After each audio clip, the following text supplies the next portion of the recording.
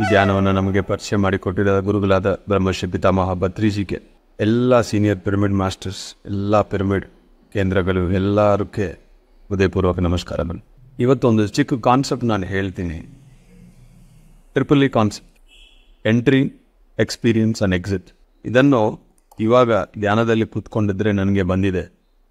ಯಾವುದೇ ಒಂದು ಪ್ರದೇಶ ಆಗಲಿ, ಒಂದು ಆಲೋಚನೆ ಆಗಲಿ, ಒಬ್ಬ ಕಾನ್ವರ್ಸೇಷನ್ ಆಗಲಿ, ಒಂದು ದೇವಸ್ಥಾನ ಆಗಲಿ, ಒಂದು ಆಶ್ರಮ ಆಗಲಿ, ನಾವು ಎಂಟರ್ ಆಗ್ತೀವಿ, ಅಲ್ಲಿ ಒಂದು ಅನುಭವ ಅನ್ನೋದು ಪಡಿತೀವಿ, ಅಲ್ಲಿಂದ ಎಕ್ಸಿಟ್ ಆಗ್ತೀವಿ.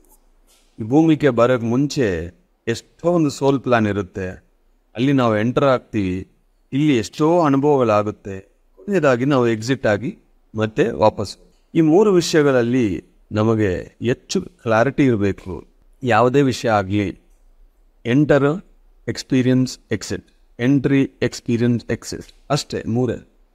ಈ ಮೂರು ನಾವು ಕರೆಕ್ಟಾಗಿ ಮಾಡಿದರೆ ನೆಕ್ಸ್ಟ್ ಎಕ್ಸ್ಪೀರಿಯನ್ಸು, ನೆಕ್ಸ್ಟ್ ಎಂಟ್ರಿಗೆ ನಾವು ರೆಡಿ ಆಗ್ತೀವಿ. ಈ ಮೂರಲ್ಲಿ ಯಾವುದೇ ಒಂದು ವಿಷಯದಲ್ಲಿ ಸ್ವಲ್ಪನೂ ನೀವು ಸರಿಯಾಗಿ ಮಾಡಿಲ್ಲ, ಏನಾದರೂ ಅನ್ಫಿನಿಶ್ಡ್ ಇದೆ ಅಂದರೆ ಅದು next entry, next experience, next ಎಕ್ಸಿಟನ್ನು ಡ್ಯಾಮೇಜ್ ಮಾಡುತ್ತಾ ಇರುತ್ತದೆ. ನಿಮಗೆ ಭಾವನೆಗಳು, ಆಲೋಚನೆಗಳು ಹಿಂದಕ್ಕೆ ನಿಮ್ಮನ್ನು ತಳ್ತಾ ಇದೆ. ಎಂಟ್ರಿ ಅನ್ನೋದು ಏನು ಅಂದರೆ, ಯಾವುದೇ ಒಂದು ಮಾತು ಮಾತಾಡಬೇಕಂದ್ರೂ, ಒಬ್ಬರ ಹತ್ರ ಒಂದು ಕಾನ್ವರ್ಸೇಷನಲ್ಲಿ ನಾವು ಎಂಟರ್ ಆಗಬೇಕಂದ್ರೂ, ಒಂದು ಕಂಪನಿ ಶುರು ಮಾಡಬೇಕಂದ್ರೂ, ಒಂದು ಜಾಬ್ಗೆ ಹೋಗ್ಬೇಕಂದ್ರೂ, ಒಂದು ಜಾಗಕ್ಕೆ ಹೋಗ್ಬೇಕಂದ್ರೂ, ಒಂದು ಫಂಕ್ಷನ್ಗೆ ಹೋಗ್ಬೇಕಂದ್ರೂ, ಒಂದು ಪುಸ್ತಕ ಯಾವುದೇ ಇರಲಿ, ಎಂಟರ್ ಆಗ್ತೀವಿ ನಾವು. ಎಂಟರ್ ಆಗಿ ಮುಂಚೆ ಯೋಚನೆ ಮಾಡಿ, ಇದು ನನಗೆ ಬೇಕಾ, ಈ ಒಂದು ಕಾನ್ವರ್ಸೇಷನ್ ಉಪಯೋಗ ಇದೆಯಾ, ಇವಾಗ ನಾನು ಒಂದು ಕಡೆ ಹೋಗಬೇಕು, ನನ್ನ ಸೋಲ್ ಪ್ಲಾನಲ್ಲಿ ಇದೆಯಾ, ಯೋಚನೆ ಮಾಡಿ, ಎಮೋಷನ್ಸ್ನ ಚೆಕ್ ಮಾಡಿ, ಇಂಟ್ಯೂಷನ್ ಮಾಡಿ, ಧ್ಯಾನ ಮಾಡಿ ನೋಡಿ. ಒಂದು 5 ನಿಮಿಷ ನಿಜವಾಗಿ ಒಳಗಿಂದ ನಾನು ಎಂಟರ್ ಆಗಬೇಕು ಅಂತ ಅನಿಸಿದ್ರೆ ಮಾತ್ರ ಎಂಟರ್ ಆಗಬೇಕು. ಅವಾಗ ಏನಾಗುತ್ತೆ, ಎಂಟ್ರಿ ಆಗೋಕ್ಕೆ ಮುಂಚೆ ನಿಮಗೆ ಕ್ಲಾರಿಟಿ ಇದೆ, ನಿಮ್ಮ ಓನ್ ಮೆಸೇಜ್ ಇದೆ, ನಿಮ್ಮ ಓನ್ ಫೀಲಿಂಗ್ಸ್ ಎಸ್ ಅಂತ ಇದೆ. ಅವಾಗ ಎಂಟರ್ ಆಗಿದ ತಕ್ಷಣ ನಿಮಗೆ ಬೇರೆ ಥಾಟ್ಸ್ ಇರಲ್ಲ. ಎರಡನೇದು ಎಕ್ಸ್ಪೀರಿಯನ್ಸ್. ಅಲ್ಲಿ ಏನೇ ಆಗಲಿ, ಯಾರೇ ಬನ್ನಲಿ, ಏನೇ ಮಾತುಗಳಾಗಲಿ, ಮಾನ ಅವಮಾನ ಏನೇ ಆಗಲಿ, ಇದು ಪ್ರತಿಯೊಂದು ಆತ್ಮದ ಅನುಭವ ಅಂತ ಆ ದೃಷ್ಟಿಯಿಂದ ಮಾತ್ರ ನೋಡಿ. ಈ ಒಂದೊಂದು ಅನುಭವನೇ ಜ್ಞಾನ, ಜ್ಞಾನದಿಂದ ಮುಕ್ತಿ, ಮೋಕ್ಷ. ಅನುಭವ ಅನ್ನೋದು చాలా ಇಂಪಾರ್ಟೆಂಟ್, ತುಂಬ ಇಂಪಾರ್ಟೆಂಟ್. ಈ ಅನುಭವ ಅನ್ನೋದು ಪಡಿತಾ ಇರಬೇಕು ನಾವು. ಆ ಒಂದು ಎಂಟ್ರಿ ಆದಮೇಲೆ ಅನುಭವಗಳು ಎಷ್ಟಿದೆಯೋ ಅಷ್ಟೊಂದು ಅನುಭವ ನಮಗೆ ಬರಬೇಕು. ಈ ಒಂದು 11 ಗಂಟೆಗೆ ಧ್ಯಾನ ಇದೆ, ಎಂಟರ್ ಆಗಬೇಕು. ನನಗೆ ಧ್ಯಾನ ಬೇಕು, ಜ್ಞಾನ ಬೇಕು, ಈ ಟೈಮಲ್ಲಿ ನಾನು ಫ್ರೀ ಇದ್ದೀನಿ, ನಾನು ಹೋಗ್ತೀನಿ, ಎಂಟರ್ ಆಗ್ತೀನಿ. ಎಂಟರ್ ಆಗಿದ ತಕ್ಷಣ ಇಲ್ಲಿ 1 ಅವರ್ ಅನುಭವ ಬೇಕು ನಿಮಗೆ. 40 ನಿಮಿಷ ಧ್ಯಾನ, 10 ನಿಮಿಷ ಈ ಕಾನ್ಸೆಪ್ಟ್ಸು, 10 ನಿಮಿಷ ಬೇರೆಯೊಬ್ಬರ ಅನುಭವಗಳು ಕಂಪ್ಲೀಟಾಗಿ ನೀವು ಪಡಿಬೇಕು. ಅಲ್ಲಿ ಸುಮ್ಮನೆ ಜಾಯ್ನ್ ಆಗಿ ಇಲ್ಲಿ ನೋಡೋದು, ಅಲ್ಲಿ ನೋಡೋದು, ಆಯ್ತಾ ಸೆಷನ್ ಅಂತ ನೀವು ನೋಡ್ತಾ ಇದ್ರೆ ನೀವು ಆಲ್ರೆಡಿ ಎಂಟರ್ ಆಗಿದ್ದೀರಿ. ಆದರೆ ಆ ಅನುಭವಗಳು ಕಂಪ್ಲೀಟಾಗಿ ನೀವು ತಗೊಳ್ತಾ ಇಲ್ಲ. ಯಾಕಂದರೆ ಮೈಂಡು ಆ ಕಡೆ ಈ ಕಡೆ ಆಸಿಲೇಟ್ ಆಗಿದ್ರೆ ನಿಮಗೆ ಅಷ್ಟು ಉಪಯೋಗ ಇಲ್ಲ. ಒಬ್ಬ ಫ್ರೆಂಡನ್ನು ನಾವು ಮೀಟ್ ಮಾಡ್ತೀವಿ, ಇಲ್ಲಾಂದರೆ ಒಂದು ಆಫೀಸ್ ಮೀಟಿಂಗ್ ಹೋಗ್ತಾ ಇದ್ದೀವಿ, ಅಲ್ಲಿ ಅರ್ಧ ಗಂಟೆ ಇರ್ಬೋದು, 1 ಅವರ್ ಇರ್ಬೋದು, 2 ಅವರ್ಸ್ ಇರ್ಬೋದು. ಒಂದು ಮೀಟಿಂಗೋ, ಇಲ್ಲಾಂದರೆ ಒಂದು ಕೆಲಸ, ಒಂದು ಪುಸ್ತಕ, ಯಾವುದೇ ಒಂದು ಅಡಿಗೆ, ಪ್ರತಿಯೊಂದಕ್ಕೆ ಒಂದು ಟೈಮ್ ಇರುತ್ತೆ. ನಾನು ಶುರು ಮಾಡಬೇಕಾ, ಸ್ಟಾರ್ಟ್ ಮಾಡಬೇಕಾ, ಒಳಗೆ ಹೋಗ್ಬೇಕಾ, ಫಸ್ಟ್ ಎಂಟ್ರಿ ಪಾಯಿಂಟ್ ನಿಮಗೆ ಕ್ಲಾರಿಟಿ ಇರಬೇಕು. ಒಂದು ಸತಿ ಅದು ಎಂಟರ್ ಆದರೆ ಅದು ಎಷ್ಟೇ ಟೈಮ್ ಆಗಲಿ, 1 ಅವರ್ ಆಗಲಿ, 2 ಅವರ್ ಆಗಲಿ, 30 ಮಿನಿಟ್ಸ್ ಆಗಲಿ, ಅಷ್ಟು ಟೈಮು ಮನಸ್ಸ ವಾಚ ಕರ್ಮನ ನಾನು ಅಲ್ಲೇ ಇರಬೇಕು. ಬೇರೆ ಎಲ್ಲಿನೂ ಹೋಗಬಾರ್ದು, ಬೇರೆ ಯಾವುದೋ ಮೈಂಡಲ್ಲಿ ಬರಬಾರ್ದು, ಬೇರೆ ಯಾವ ಒಂದು ಪ್ರದೇಶ ನೆನಪಿಗೆ ಬರಬಾರ್ದು, ಯಾವ ಒಬ್ಬ ವ್ಯಕ್ತಿ ನಮ್ಮನ್ನು ಡಿಸ್ಟರ್ಬ್ ಮಾಡಬಾರ್ದು. ಕಂಪ್ಲೀಟಾಗಿ ಮೈಂಡ್ಫುಲ್ ಆಗಿ ನಾವು ಅಲ್ಲಿ ಇರಬೇಕು. ಅವಾಗ ಆ ಅನುಭವಗಳೆಲ್ಲ ನಾವು ಪಡಿತೀವಿ. ಅನುಭವಕ್ಕೋಸ್ಕರ ಅಲ್ಲಿ ಎಮೋಷನ್ಸ್ ಬೇಡ, ಯಾರ ಬಗ್ಗೆ ಏನೂ ಇಟ್ಕೋಬೇಡ. ಆ ಎಂಡಲ್ಲಿ ಯಾವಾಗ ಅದು ಕಂಪ್ಲೀಟ್ ಆಗುತ್ತೋ ಕ್ಲೀನಾಗಿ, ನೀಟಾಗಿ ನೀವು ಎಕ್ಸಿಟ್ ಆಗಬೇಕು. ಆ ಎಕ್ಸಿಟ್ ಯಾಕೆ ನಾನು ಹೇಳ್ತಾ ಇದ್ದೀನಿ ಅಂದರೆ, ಆ ಎಕ್ಸಿಟ್ ಟೈಮಲ್ಲಿ ಇಲ್ಲಿ ನಾನು ಬಂದಿದ್ದೀನಿ ನನ್ನ ಇಷ್ಟ ಪ್ರಕಾರ, ಇಲ್ಲಿ ಎಷ್ಟೊಂದು ಅನುಭವಗಳಾಗಿದೆ, ನನ್ನ ಆತ್ಮಕ್ಕೆ ಉಪಯೋಗ ಆಗಿದೆ, ನಾನು ಎಕ್ಸಿಟ್ ಆಗ್ತಾ ಇದ್ದೀನಿ. ಎಕ್ಸಿಟ್ ಆಗೋ ಸಮಯ ಅಲ್ಲಿ ಯಾರ ಬಗ್ಗೆ ಯಾವುದೇ ಒಂದು ಅನ್ನೆಸೆಸರಿ ಎಮೋಷನ್ಸು, ಥಾಟ್ಸು ಯಾವ್ದು ಇಟ್ಕೋಬಾರದು, ಕ್ಲೀನ್ ಎಕ್ಸಿಟ್ ಆಗ್ತದೆ. ಅವಾಗ ಏನಾಗುತ್ತೆ, ಯಾವುದೇ ಒಂದು ಡಸ್ಟು ನೀವು ಕ್ಯಾರಿ ಮಾಡಲ್ಲ, ಬರೀ ಅನುಭವಗಳು ಮಾತ್ರ ಕ್ಯಾರಿ ಮಾಡ್ತೀರಿ. ಡಸ್ಟ್ ನೀವು ಕ್ಯಾರಿ ಮಾಡಿದ್ರೆ ಇನ್ಸೆಕ್ಟ್ ಬರುತ್ತೆ. ಬೇರೆಯೊಬ್ಬರ ಬಗ್ಗೆ ಯಾವುದೇ ಒಂದು ಜಡ್ಜ್ಮೆಂಟ್ಸ್ ಆಗಲಿ, ಈ ಥರನೇ ಇವರು ಆ ಥರನೇ ಅಂತ ನೀವು ಏನಾದರೂ ಮನಸ್ಸಲ್ಲಿ ಇಟ್ಕೊಂಡಿದ್ರೆ ಯಾವುದು ನೀವು ಅಟ್ರಾಕ್ಟ್ ಮಾಡ್ತೀರಿ? ಡಸ್ಟನ್ನು ಯಾವುದು ಅಟ್ರಾಕ್ಟ್ ಮಾಡುತ್ತದೆ? ಕಸವನ್ನು ಅಟ್ರಾಕ್ಟ್ ಮಾಡೋದು ಇನ್ಸೆಕ್ಟ್ಸ್, ವೈರಸ್.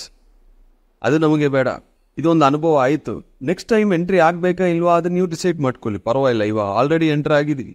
ಆ ಟೈಮಲ್ಲಿ ಕಂಪ್ಲೀಟ್ ಅನುಭವ ಪಡಿಬೇಕು. ಎಕ್ಸಿಟ್ ಕ್ಲಿಯರ್ ಆಗಿ ಆಗಬೇಕು ಅಷ್ಟೇ. ಈ 3 ಟ್ರಿಪಲ್ ಇ ಇದು ಕರೆಕ್ಟಾಗಿದ್ದರೆ ಎಕ್ಸಿಟ್ ಆಗಿದ ತಕ್ಷಣ ಬರೀ ಎಕ್ಸ್ಪೀರಿಯನ್ಸಸ್ ಮಾತ್ರ ನಿಮ್ಮ ಜೊತೆ ಇರಬೇಕು. ಯಾರ ಬಗ್ಗೆ ಎಮೋಷನ್ಸ್ ಇರಬಾರದು. ಯಾರೊಬ್ರಿಬ್ರು ಮಾತಾಡ್ತಾ ಇದ್ರು, ನಾವು ಎಂಟ್ರ್ ಆಗ್ತೀವಿ. ಏನು ಮಾತಾಡ್ತಾ ಇದ್ದೀರಿ ಅಂದರೆ ಅಲ್ಲಿ ಎಂಟ್ರ್ ಆಗ್ತಾ ಇದೀವಿ ನಾವು.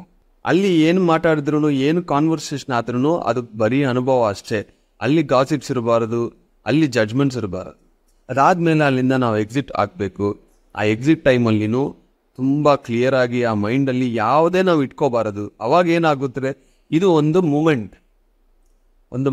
ನಾನು ಹೋಗಿದ್ದೀನಿ, ಅನುಭವ ತಗೊಂಡಿದ್ದೀನಿ, ನನ್ನ ಅಡ್ವೈಸ್ ಕೊಟ್ಟಿದ್ದೀನಿ, ನನ್ನ ಎಕ್ಸ್ಪೀರಿಯನ್ಸ್ ಕೊಟ್ಟಿದ್ದೀನಿ, ಒಂದು ಅನುಭವ ಬಂದಿದೆ, ಅಲ್ಲಿಂದ ನಾನು ಎಕ್ಸಿಟ್. ಅವಾಗ ಏನಾಗುತ್ತೆ, ಮೈಂಡ್ ಮತ್ತೆ ಅಲ್ಲಿ ಹೋಗಲ್ಲ. ಇಲ್ಲ ಅಂದರೆ ಅಲ್ಲಿ ಯಾರೋ ಒಬ್ಬೊಬ್ಬರ ಬಗ್ಗೆ ಒಂದು ಭಾವನೆ, ಆಲೋಚನೆ ನಿಮ್ಮೊಳಗೆ ಇದ್ದರೆ ಮತ್ತೆ ನೀವು ಎಕ್ಸಿಟ್ ಆದ್ರೂ ಅದೇ ಮೈಂಡ್ ಅಲ್ಲೇ ಇರುತ್ತೆ. ಅಂದರೆ ಬಾಡಿ ಇಲ್ಲಿ ಬಂದಿದೆ, ಮೈಂಡು ಅಲ್ಲಿ ಸ್ಟಕ್ ಆಗಿದೆ. ನೆಕ್ಸ್ಟ್ ಟೈಮ್ ಆ ವ್ಯಕ್ತಿಯನ್ನು ನೋಡಿದರೆ ಅದೇ ರಿಪೀಟ್ ಆಗುತ್ತೆ. ಇದು ನಿಮ್ಮ ಸ್ಪಿರಿಚುವಲ್ ಪ್ರೋಗ್ರೆಸ್ಸನ್ನು ಹ್ಯಾಂಪರ್ ಮಾಡುತ್ತದೆ. ನಿಮ್ಮ ಮ್ಯಾನಿಫೆಸ್ಟೇಷನ್ಗೆ ಅದು ಡ್ಯಾಮೇಜ್ ಮಾಡುತ್ತದೆ. ನಿಮ್ಮ ಹೆಲ್ತನ್ನು ಡ್ಯಾಮೇಜ್ ಮಾಡುತ್ತದೆ. ಯಾರನ್ನು ಚೇಂಜ್ ಮಾಡೋಕ್ಕಾಗಲ್ಲ. ನಾವು ಜ್ಞಾನ ಕೊಡೋಕೆ ಸಾಧ್ಯ ಆಗುತ್ತದೆ. ಅವರೊಳಗಿಂದ ಆ ಚೇಂಜ್ ಅನ್ನೋದು ಬರಬೇಕು. ನೀವು ಏನಾದರೂ ಪ್ರಯತ್ನ ಪಟ್ಟು ಇದು ಅದು ಮಾಡಿದರೆ ಅದು ಅವ್ರಿಗೆ ಉಪಯೋಗ ಇಲ್ಲ. ಅವ್ರು ಕೇಳಿ ಅವ್ರ ಒಳಗೆ ಅದು ಹೋಗಿ ಅವರಿಂದ ಅದು ಟ್ರಾನ್ಸ್ಫರ್ಮೇಷನ್. ಒಂದು ಸತಿ ಹೇಳಿದ್ರೆ ಸಾಕು, ಮತ್ತೆ ಮತ್ತೆ ಮತ್ತೆ ಮತ್ತೆ ಒಂದೇ ವಿಷಯ ಹೇಳೋ ಅವಶ್ಯಕತೆ ಇಲ್ಲ.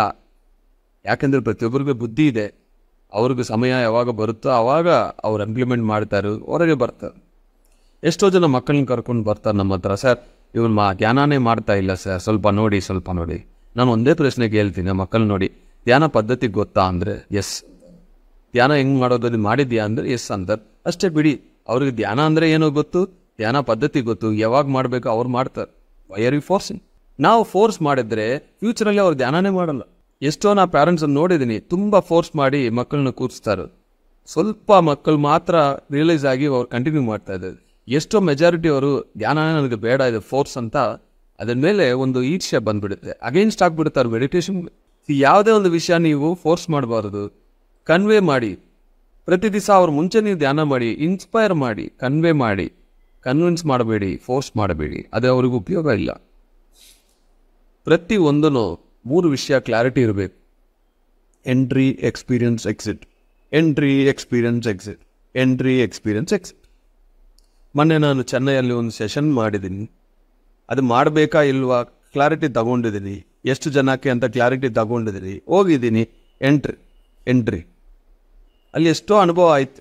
ಒಬ್ಬರು ನನಗೆ ಸ್ವಲ್ಪ ಅಗೇನ್ಸ್ಟೂ ಆಗಿದ್ರು ಆ ಗ್ರೂಪಲ್ಲಿ, ಪರವಾಗಿಲ್ಲ, ಅದೊಂದು ಅನುಭವ ಥರ ತಗೊಂಡಿದ್ದೀನಿ.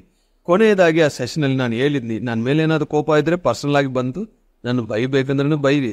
ಬಟ್ ನೀವು ಇಲ್ಲಿಂದ ಹೊರಗೆ ಹೋಗೋ ಸಮಯ ಮೈಂಡಲ್ಲಿ ದಯವಿಟ್ಟು ನನ್ನ ಬಗ್ಗೆ, ಈ ಧ್ಯಾನ ಬಗ್ಗೆ ಯಾವುದೊಂದು ಕ್ಯಾರಿ ಮಾಡಬೇಡಿ. ಅದು ನಮಗೆ ಇಬ್ಬರಿಗೆ ಡ್ಯಾಮೇಜ್ ಅಂತ ಹೇಳಿ. ಮತ್ತೆ ಅವರು ಶೇಕ್ ಹ್ಯಾಂಡ್ ಮಾಡಿದ್ರು, ನಗ್ತರು. ಹಂಗಲ್ಲೇ ಆ ಎಮೋಷನಲ್ಲಿ ಟ್ಯಾಲಿ ಆಯಿತು. ಕ್ಲಿಯರ್ ಆಗಿ ಅವ್ರು ಹೋಗ್ಬಿಟ್ರು. ನಾನು ಬಂದಿದ್ದೀನಿ. ಎಕ್ಸಿಟ್ನು ಕ್ಲಿಯರ್ ಆಗಿರಬೇಕು.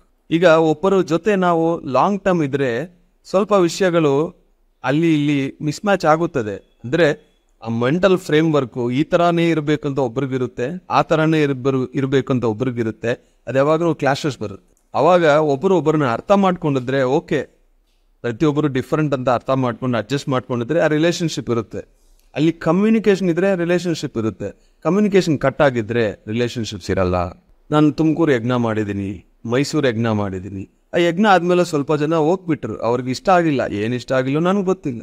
ಅವರು ನನ್ನ ಜೊತೆ ಬಂದು ಇದು ಅಂತ ಹೇಳಿದ್ರೆ ನನಗೆ ಅರ್ಥ ಆಗುತ್ತೆ. ಹೇಳಿಲ್ಲ, ಅವ್ರು ಜಜ್ಮೆಂಟ್ ಮಾಡಿದ್ರು, ಹೋಗ್ಬಿಟ್ರು. ಹ್ಯಾಪಿ ಅಂತ ಹೇಳಿದ್ದೀನಿ. ಒಂದೊಂದು ಸ್ಟೆಪ್ಪು ನಾವು ಮೇಲೆ ಹೋಗ್ತಾ ಎಷ್ಟೋ ಜನ ಬರ್ತಾರೆ, ಎಷ್ಟೋ ಜನ ಹೋಗ್ತಾರೆ. ನಮ್ಮ ಫ್ರೆಂಡ್ಸ್ ಆಗಲಿ, ರಿಲೇಷನ್ಶಿಪ್ಸಲ್ಲಿ ಆಗಲಿ, ಸ್ಪಿರಿಚುವಲ್ ಸ್ಟೂಡೆಂಟ್ಸ್ ಆಗಲಿ, ಮಾಸ್ಟರ್ಸ್ ಆಗಲಿ. ಬಟ್ ಏನು ಅಂದರೆ ಯಾರ ಬಗ್ಗೆ ನಾವು ಏನು ಇಟ್ಕೋಬಾರದು. ಇಟ್ಕೊಂಡಿದ್ರೆ ಇಲ್ಲಿ ಡ್ಯಾಮೇಜ್ ಆಗುತ್ತದೆ. ಇದು ಮತ್ತೆ ನಮ್ಮ ಕಾಸ್ಮಿಕ್ ಎನರ್ಜಿ ಕಮ್ಮಿ ಮಾಡುತ್ತದೆ, ನಮ್ಮ ಇಂಟ್ಯೂಷನ್ ಪವರ್ ಕಮ್ಮಿ ಆಗುತ್ತದೆ, ನಮ್ಮ ಎನರ್ಜಿ ಸ್ಯಾಂಪರ್ ಆಗುತ್ತೆ. ಈಗ ಬುದ್ಧ ಪೌರ್ಣಮಿ ಬರ್ತಾ ಇದೆ, ಹೋಗ್ಬೇಕಾ? ನಾನು ಹೋಗ್ತೀನಿ. 3 ದಿವಸ ಅಲ್ಲಿ ಇರಬೇಕು. 3 ದಿವಸ ಅಲ್ಲಿ ನಾನು ಇರ್ತೀನಿ. ನಾನು ಎಂಟರ್ ಆಗ್ತಾ ಇದ್ದೀನಿ. ಆ 3 ದಿವಸ ಎಲ್ಲರನ್ನು ಮೀಟ್ ಮಾಡಿ, ನಿನ್ನೆ 41 days ಕಂಪ್ಲೀಟ್ ಆಯಿತು ಹಿಂಗ್ಯಾನ್ 69 days ಚಾಲೆಂಜಲ್ಲಿ. Great milestone. ತುಂಬ ಖುಷಿ ಆಯಿತು ನನಗೆ. 41 days ಒಂದನ್ನು ನಾನು ಮಿಸ್ ಮಾಡಿಲ್ಲ. 41 days ಪ್ರತಿಯೊಂದೂ ನಂದು ಗ್ರೀನ್ ಟೀಕೆ. ಇನ್ನೂ ಇದೆ, 1 month ಇದೆ, ಚಾಲೆಂಜು ಕಂಪ್ಲೀಟ್ ಆಗಿಲ್ಲ. ಬುದ್ಧಪೌರ್ಣ ಒಂದೇ ಮುಂಚೆ ನಂದು 69 days ಆಗುತ್ತದೆ. ಈ 3 ದಿವಸ ಪ್ರತಿಯೊಬ್ಬರ ಅನುಭವ ಕೇಳೋಕೆ ನಾನು ಬರ್ತಾ ಇದ್ದೀನಿ. ಪ್ರತಿಯೊಬ್ಬರು ನಿಮ್ಮೆಲ್ಲರನ್ನು ಮೀಟ್ ಮಾಡೋಕ್ಕೆ ಬರ್ತಾ ಇದ್ದೀನಿ, ನಿಮ್ಮನ್ನು ಶೇಕ್ ಹ್ಯಾಂಡ್ ಮಾಡೋಕ್ಕೆ ಬರ್ತಾ ಇದ್ದೀನಿ, ನಿಮ್ಮ ಜೊತೆ ಫೋಟೋ ತಗೊಳಕ್ಕೆ ಬರ್ತಾ ಇದ್ದೀನಿ. ಅದೊಂದು ಸೆಲೆಬ್ರೇಷನ್ ಅಷ್ಟೇ. ಆ ಸೆಲೆಬ್ರೇಷನಲ್ಲಿ ನನಗೆ ಏನು ಬೇಕು? ಬರೀ ಅನುಭವ ಬೇಕು. ನಿಮ್ಮೆಲ್ಲನೂ ನೋಡಬೇಕು, ನಿಮ್ಮ ಹತ್ರ ಮಾತಾಡಬೇಕು, ಅನುಭವ ಬರಬೇಕು.